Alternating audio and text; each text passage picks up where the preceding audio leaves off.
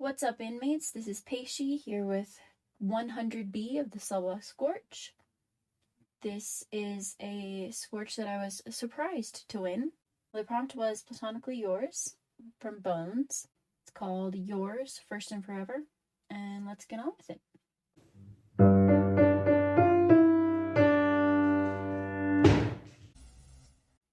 The second prince of Prami studied his soon-to-be wife over stippled fingers as she delivered her first address to the people of Saidaki as their queen.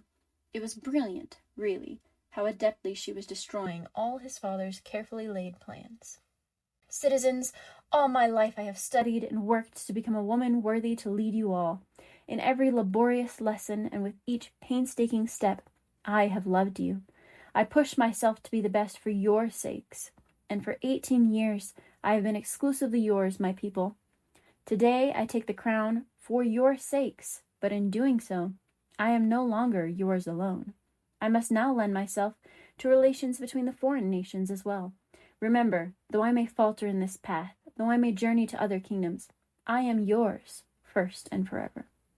The second prince tuned her out once again, turning to survey the gathered crowds. A heartfelt speech, to be sure, and it had its due effect. The people were as much hers as she continuously professed to be theirs. His father, Prami's king, had manipulated the sovereigns of Saidaki to marry their daughter, the crown princess, to him on her 18th birthday, that she might never truly be queen of her people, always only one half of the throne. The prince received training his entire life to slowly, subtly leech away her power, tipping the balance between their kingdoms and the others.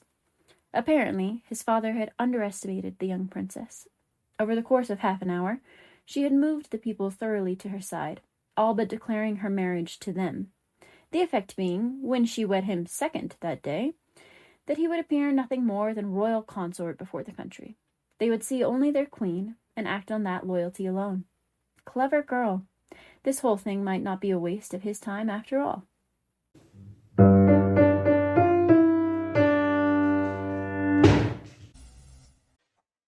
Hey y'all, it's Bones with Judge Comments. This was a really good week for me, actually. I got 3 pieces from Peixe, Lost, and Octo. Lost wrote a short and kind of sad reflection about wanting to be important to someone, and Octo wrote an absolutely delightful story that feels like a folktale or something about a bunny named Tunari and his friends. I remember struggling between Octo's and Peixi's pieces this week, but in the end I must have been feeling more drama than whimsy that week because it really could have gone either way. I suggest you check out Octo's on the Patreon. But Peixi's won me over because it is very interesting, and I also love a politically savvy woman turning the position that was supposed to bind her into a power unto itself. Plus, I like that the guy she was betrothed to is intrigued and impressed not by her beauty or standing, but by her political savvy and intelligence. And, since Peixe is writing it, I suspect that their relationship wouldn't remain platonic, but I love the idea of these two being completely romantically uninterested in each other and becoming an entirely platonic power couple.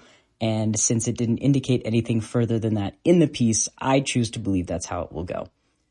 So, that's all I had to say. Love the setup. Go check out Octo's piece, Because I Love Tunari. And thanks for listening as always. Back to Peixe.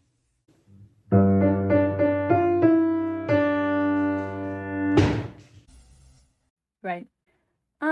As I said, I was surprised at this one because I don't like this Scorch.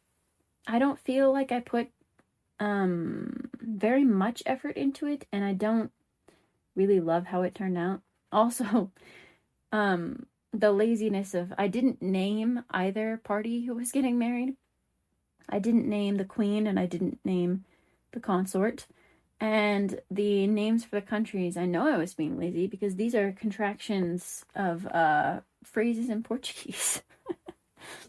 Pra mim, as in for me, right? And then like para mim. And then sai daqui is like get out of here, like leave here. From sai daqui, right? But yeah. So clearly, not a lot of care went into this on my part. It's very short, and it's just a one-shot I don't intend on revisiting. So I was surprised to learn. I haven't looked at the other ones that were submitted, so I don't know why Bones chose me. I assume Bones will have gone over that in the judge comments, but yeah, was not expecting a win there. Now, let me tell you what I prompted for 101.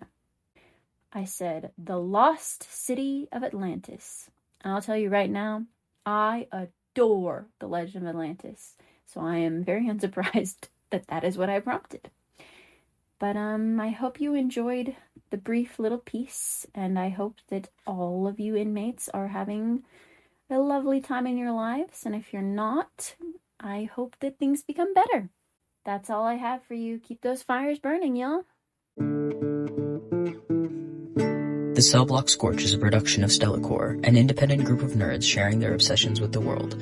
Links to all our projects, including Instagram, Tumblr, YouTube, Patreon, and Ko-Fi, can be found on our link tree, posted in each episode description. Follow us on Tumblr or Instagram to see the prompt of the day before the episode drops, and a quote from each Scorch the day after. If you would like to support our creative endeavors, you can give a one-time tip to the Ko-Fi of the writer of your favorite Scorches, or check out our Patreon. There, you can access the Scorches and episode transcripts for free, or sign up for Spark level support for $5 a month to gain access to our embers as well.